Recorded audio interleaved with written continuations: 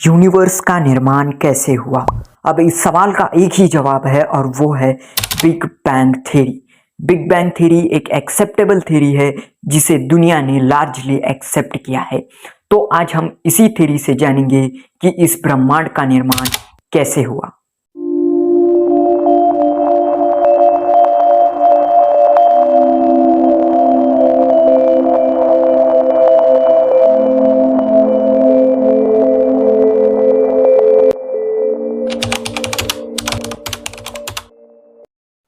$13.7 billion years पहले जब हर तरफ अंधकार छाया हुआ था, तभी एक पैरामोडियल एटम जिसके अंदर इन्फिनाइट टेम्परेचर और इन्फिनाइट डेंसिटी मौजूद होता है, वो अचानक फट जाता है। उसके फटने से एक एक्सपेंशन क्रिएट होता है और उसी एक्सपेंशन से टाइम, एनर्जी और मैटर निकलते हैं।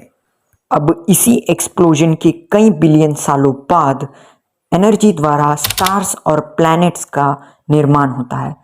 अब बेसिकली बिग बैंग थ्योरी यही है कि एक पैरामोडियल एटम था जिसका एक्सप्लोजन होता है और उसी एक्सप्लोजन से इस यूनिवर्स का क्रिएशन होता है। अब सवाल उठता है कि क्या बिग बैंग थ्योरी का कोई प्रूफ है? तो इसका प्रूफ 1920 में एडविन हबल द्वारा दिया गया था। वो एक एस्ट्रोनॉट थे और उन्होंने ये कहा था कि जो सभी गैलेक्सीज के बीच का डिस्टेंस है वो बढ़ते जा रहा है। अब उन्होंने इससे ये साबित करने की कोशिश की कि ये जो डिस्टेंस इसलिए बढ़ रहा है क्योंकि कई सालों पहले शायद कहीं पर एक्सप्लोजन हुआ था जिसके वजह से गैलेक्सीज के बीच का डिस्टेंस आज भी बढ़ता जा रहा है।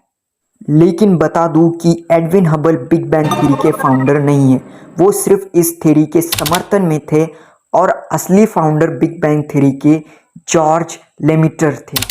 उन्होंने ही इस थ्योरी को इंट्रोड्यूस किया था दुनिया के सामने।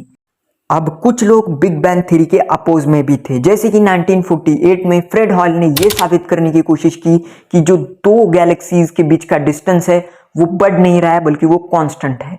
लेकिन आगे जाके फ्रेड हॉयल ने बताई हुई बात रॉन्ग प्रूफ हुई ब्लू और रेड स्पेक्ट्रम की वजह से। अब ब्लू और रेड स्पेक्ट्रम क्या है इसे जानते हैं। समझिए कि दो ऑब्जेक्ट है, एक ऑब्जेक्ट 1 और एक ऑब्जेक्ट 2।